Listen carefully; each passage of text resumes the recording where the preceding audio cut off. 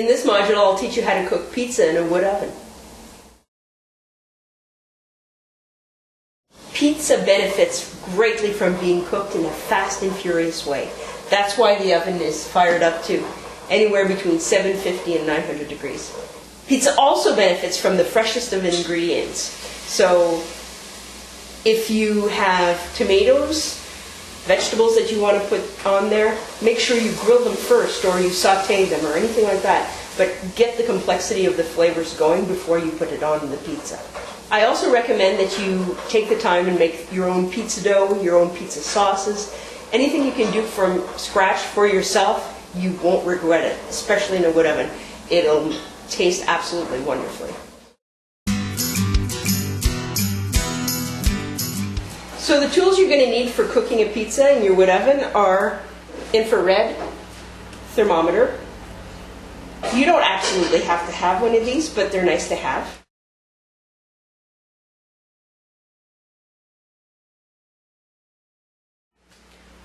A wooden peel. This you absolutely have to have. And a metal peel. You also absolutely have to have.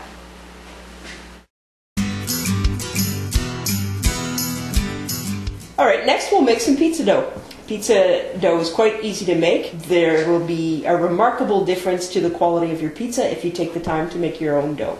So you start with 4 cups of bread flour. Or if you can't find any bread flour, all-purpose flour will do. But if you can find bread flour, I recommend it highly.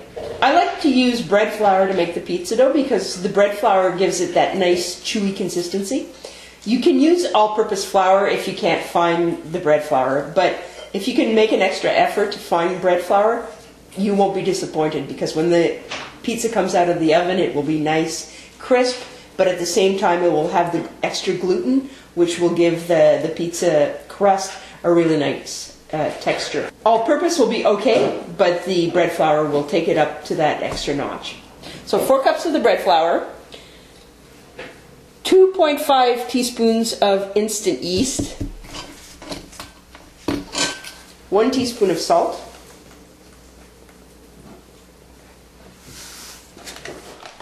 1 teaspoon of white sugar, and then mix the dry ingredients up.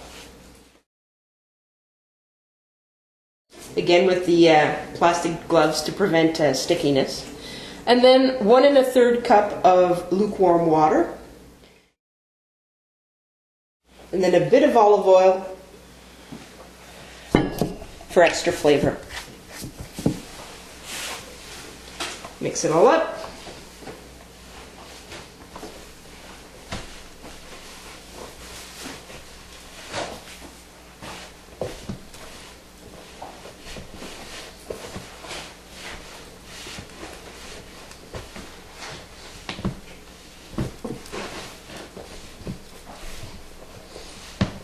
It feels pretty dry, so I might end up adding more water.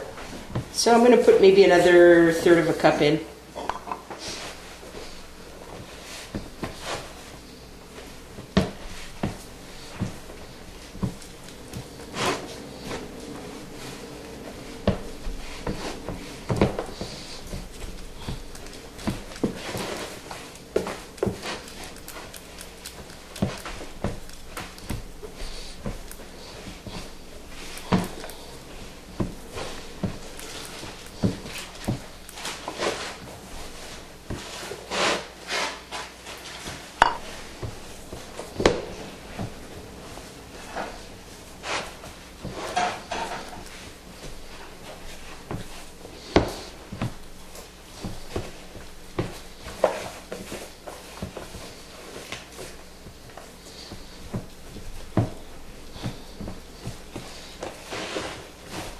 I want to make sure that I incorporate all of the little bits of flour. My dough is pretty dry right now, so I'm going to get yet a little bit more water to incorporate the rest of the flour.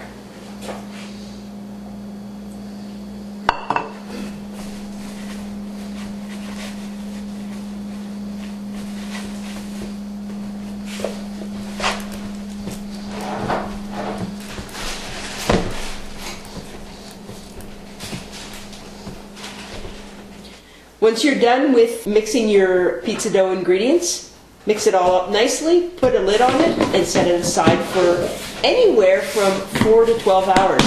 That'll all depend on the temperature in the room where you have the dough resting.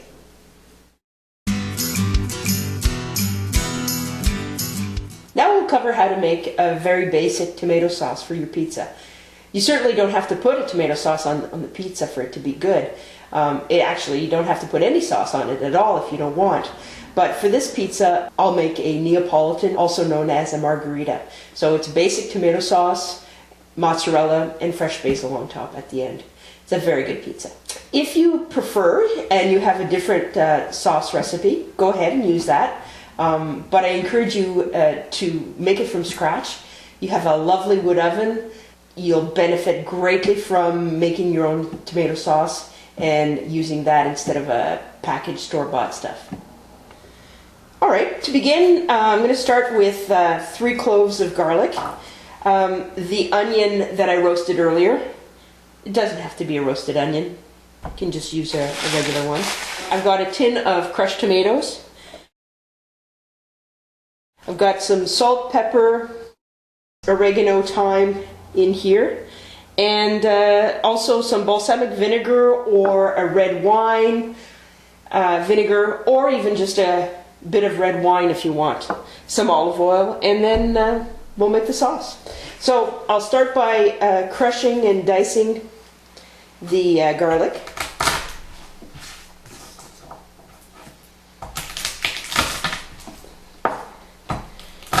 When you smash the garlic like this, it's really easy to peel. Remove the skin off of it. I like a lot of garlic in my sauces, so that's why I'm using 3 cloves. If it's not to your taste, go ahead and use less. If you don't even like garlic, don't put any in. But if you like more, go wild.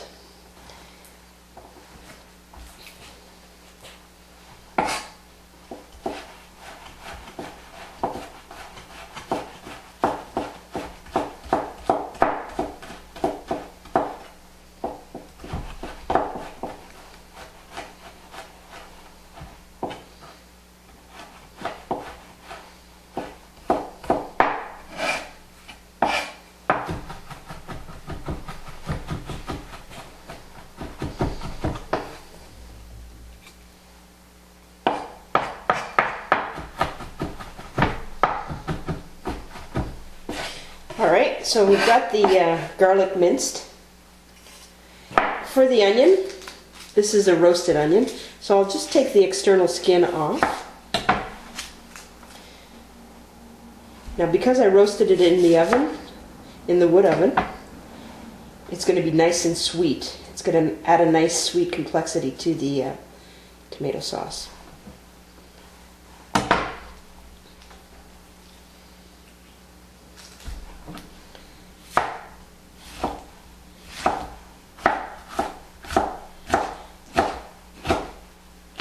If I were putting in a raw onion, I'd dice it really, really small and finely, much like the garlic that I just minced. But because it's sweetened up by the roasting process, I don't feel the need to make it so small. Though I will chop it a little bit smaller, make it a little smaller than what I have now. It'll pretty much disintegrate, melt down in the cooking process.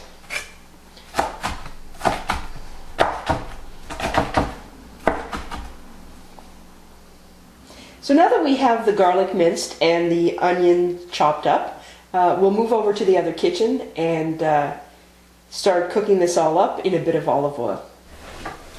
I'm just going to add the onions. Now because the onion has already been cooked, I really don't need to saute it very long before adding the garlic. But if these were raw onions, I would saute them a little bit before adding the garlic. So I'll just put it all in together.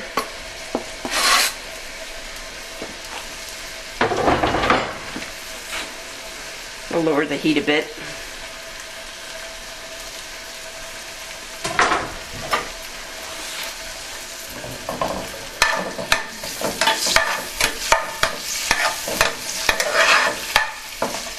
I'll let it cook for a couple of minutes to let the garlic soften up and loosen up some of its flavors into the oil. I'll add now the herbs. I've got some oregano, thyme, salt and pepper in here. You don't have to put in fresh tomatoes or anything. Canned tomatoes are fine. They've been canned when they're at peak ripeness, so go ahead and use canned tomatoes. In order to give your tomato sauce a little bit of zing, put in a bit of wine or red wine vinegar or balsamic vinegar into it. You don't need lots of it, just a bit. To the tomato sauce, it gives it a nice little zing. We'll just let this simmer for a while and check the seasoning a little later, and that'll be the tomato sauce.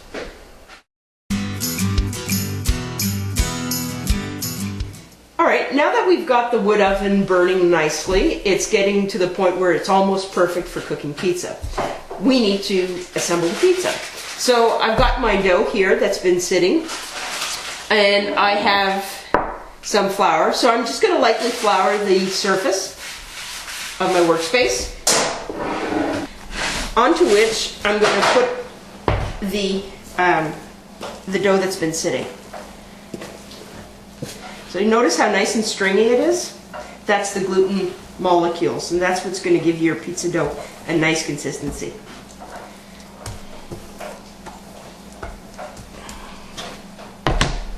And then you just want to knead it for a little bit.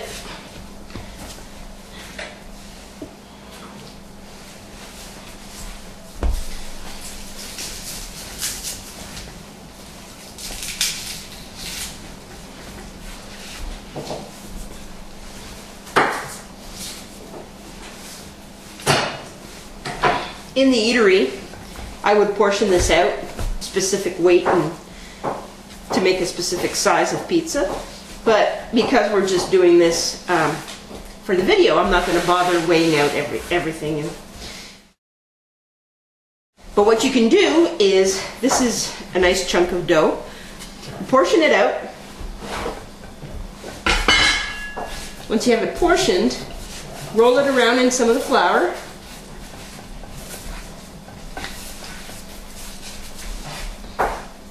And you have a nice little pizza ball. I'm just going to put it back into the bin, but you can wrap them in plastic wrap, keep them in your fridge for a day, easily, but also you can freeze it if you wish. They keep very nicely in the freezer for up to a month. Take them out as you need, and if you know you want to make pizza on Friday night, take them out of the freezer in the morning, put them in the fridge, let them thaw, and then when you get home after work, just roll out your pizza dough and you'll be set to go. Starting with your ball of dough, you want to just spread it out a little bit, get some of the extra flour onto it. I like to use a rolling pin. Some people like to use their hands and just stretch it out. It's up to you, whatever you prefer.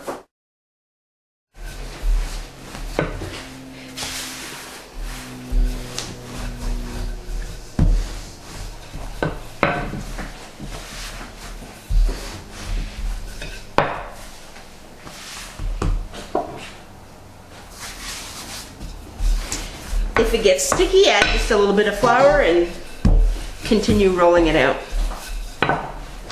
What you want is a nice thin crust. So you want to roll out your dough like that. That's probably good.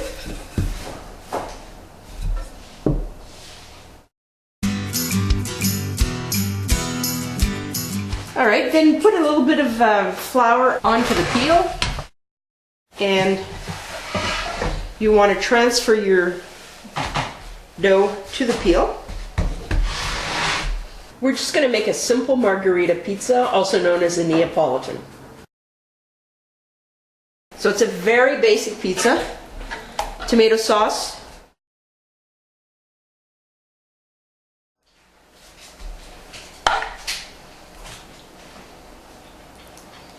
You don't want to go all the way to the edges because you want to get that crisping up and ballooning up of the dough that you get in a wood-fired oven. And if you go all the way to the edges with your ingredients, you won't get that. So once you have your tomato sauce on, sprinkle some mozzarella. If you leave some sections without any cheese, it's actually a good idea. That way the dough will bubble up during the cooking process and you'll get some charring marks on the pizza. And some olive oil around the edge where the crust is going to be formed. Oops, that's probably too much, so I'll use my fingers.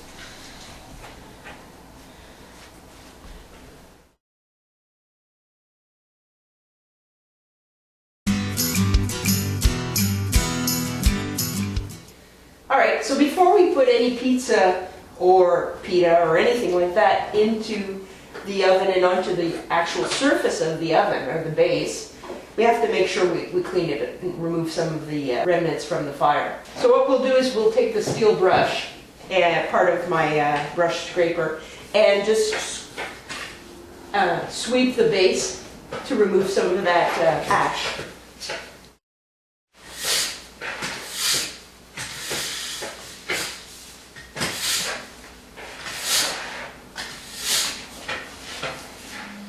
Now that I've brushed the surface of the oven, I'm going to put in another couple of little pieces of wood to make sure that I keep a nice strong fire going, because we need a really intense fire for cooking the pita bread and for cooking the pizza.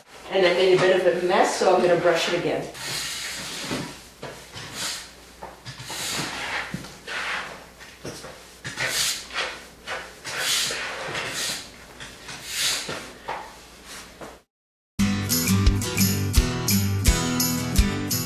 Alright, we're going to fire up the pizza now. The thing to remember is, with a nice hot fire like this, actually with any fire, where the pizza lands, it stays for at least a couple of seconds, maybe about 30 seconds, so that the pizza can form a crust. Once a bit of a crust is formed, then you can move it around.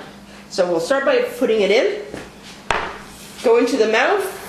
I use a metal peel to release the pizza from the wooden peel. And wherever it goes, wherever I drop it, it's where it's going to stay for now. At this point, you can see some bubbles at the back of the pizza there. That means that it's starting to cook. So at this point, I can start turning it to maximize the heat. I want to bring it to the back, closer to the fire, but at the same time, I want to turn it. So I put the metallic peel underneath, give it a bit of a twist. Notice the coloring on the side that was closest to the fire. We've got the nice brown, dark brown char marks. In all, it should take about 90 seconds to cook. But I'm going to keep rotating it and moving it around.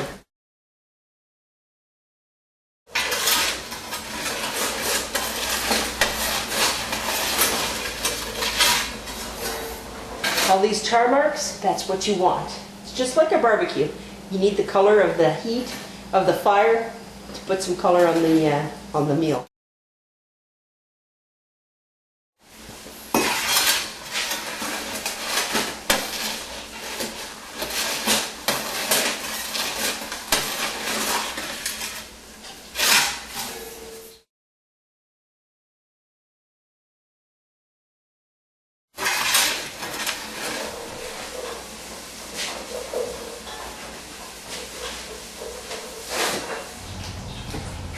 Take a look at underneath the pizza now.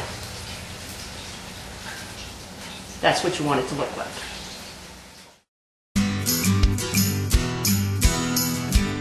So now we have a pizza. I'm just going to slice it, or cut it rather.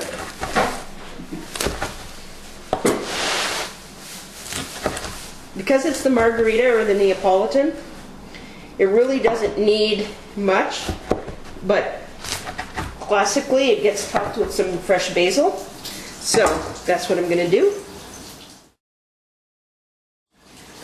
Pizza.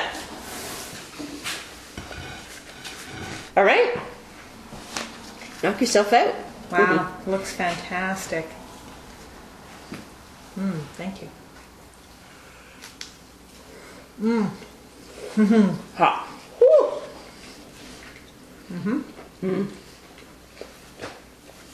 It's good. Cheers.